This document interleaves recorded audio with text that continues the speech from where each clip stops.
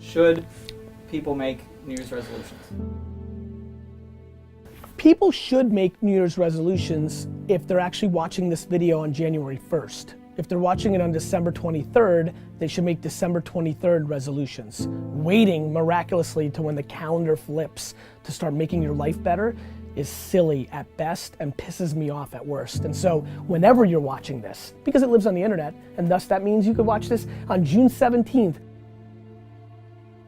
make a resolution every day of your life because you only get one at bat. The reason people struggle with having a New Year's resolution and sticking to it is because it was a tactic to do a New Year's resolution. Hence why my first answer was right, which is when you actually decide to make a change in your life, whether about weight or job or going out with somebody or relationships, that's when you actually pull it off. It's religion, not tactics.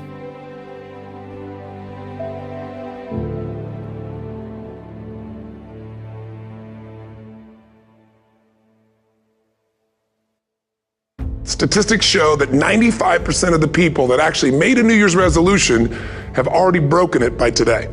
And that's if you even made a resolution. I mean, think about it. Most people don't even make a resolution anymore. Why? Because they've made them from years and years and years, and they know they're not going to follow through. So after a while, who wants to disappoint yourself? Who wants to be upset with yourself? Why even bother to set a new standard for this year? You know it's going to be the same as last year. So the question is, what is it that makes us even want to make a resolution? I mean, it's an interesting question. Why is it at the beginning of a year we have this tradition, but it goes beyond tradition. It's something inside of us that makes us want to make things better. And I think part of it is the calendar gives us this idea that we could have a fresh start, that we could start from fresh and have this great victory. Let's use the calendar to serve you today. Let's just see, what does it really take to make this thing happen? Because there's no denying that inside of you, the only thing that's going to make you happy in the year ahead and the decades ahead is going to be having you have an experience where on a regular basis, you feel like your life is making progress. So the secret to real happiness is progress. Progress equals happiness, and if we can make progress on a regular basis, we feel alive. And that's why at the beginning of the year, we get this thing like, okay, I can have this fresh start. I could really do what my soul desires. I could expand, I could grow, I could improve, I could change. Or maybe better than change, I could progress. So if you want to make real progress, then you really got to look at your life in a different way. You got to say, I got to take control of this process and not just hope it's going to work out like people do who make a resolution. Because really, isn't that what they're really doing at the beginning of the year? They're saying, well, here's my resolutions for the year, and they really basically tell you their wishes. It's their wish list. It's what they hope it all comes together. And then they call it a resolution, but they don't know what a resolution is.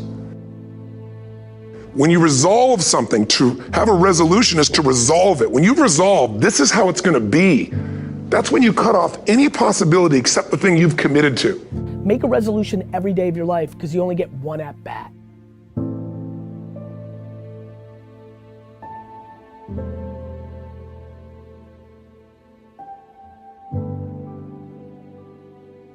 Most people, they're stating what they hope will come together, and if it doesn't happen, then they're disappointed, but they're not too disappointed because they're not too vested.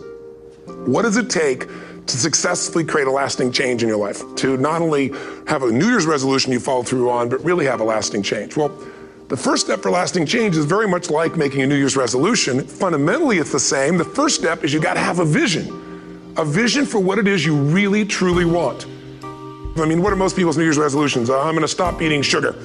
I'm going to stop smoking. I'm going to lose 10 pounds. The problem with that is it's not very inspiring for most people. It's not telling you what you're going to get. It's only what you're not going to do. And it's kind of hard to have you move forward with that. A vision is about what you're here to create. A vision that really works is one that excites you.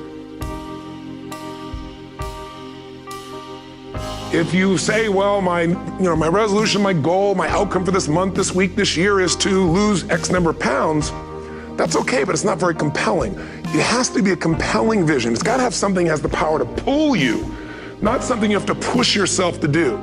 Those are two different kinds of motivation. Push requires willpower, and willpower never lasts. What will last is pull. Having something so exciting, so attractive, something you desire so much that you have a hard time going to sleep at night and you get so up early in the morning to rock it and take it to the next level. That's what you're looking to create. And that isn't easy to get. And the bottom line of our follow-through comes down to our emotional intensity. You got to have strong enough reasons that you're going to follow through when the going gets tough. They don't have strong enough reasons to push themselves through what's going to be necessary to get that dream, to get that goal, when the inevitable challenges come up, when you're starving, hungry, and you're trying to go on a diet, right? When you got no time and you're stressed out and you haven't worked out still, and that's what you're supposed to do. When the economy gets tight and what you thought you're going to do doesn't work, and so you give up on the goal instead of finding another way to get there. You don't let the fear take you over if you've got strong enough reasons. Reasons come first, answers come second. If you get a compelling vision and you got strong enough reasons that will push you through the tough times, you're going to do things other people don't do. Instead of collapsing, even if you get off target, you won't go, oh, I blew it. You'll get right back on target, make the change, make things happen. We do our best when our destinations are beyond the measurement, when our reach continually exceeds our grasp, and when we have immortal finish lines. And when we do this, the race is never over. The journey has no port. The adventure never ends because we are always on the way. So do this, and let somebody else come up and tap you on the shoulder and say, hey, you scored. Let them run up and tap you on the shoulder and say, man, you won. Let them come tell you, you can go home now. Let them say, I love you too.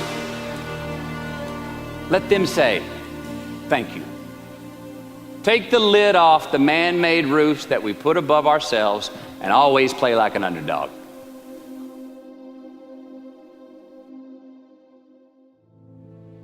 When you really get clear and it's compelling and you're reviewing it every day, you've got strong reasons and you're reviewing it every day and you're feeling it, the brain becomes incredibly acute at noticing anything to get you to move forward. You know, what do people do with a New Year's resolution? They come up with something they kind of want. It's not a compelling vision. They don't really have strong enough reasons, and they never review it again until they notice that they broke what they said they really want to have make happen, because they didn't really resolve. If you resolve, you got the vision, it's compelling, you review it daily, and you feel it, you envision it, and you experience it. Simple as it sounds. Now, ultimately, what is this really about? Ultimately, if you're going to have lasting change in anything, you're really talking about just raising your standards. Raise your standards. And what does that mean? Corny as it sounds. Raise your standards. Oh, thank you for the breakthrough thought, Tony. Lasting change is different than a goal. You don't always get your goals, but you always get your standards. But when you decide something is a must for you, an absolute must, when you cut off any possible, you say, I'm going to find the way or I'm going to make the way. Human beings, when they resolve things, when they make a real resolution inside themselves, which is they raise the standard and they make it a must, they find the way.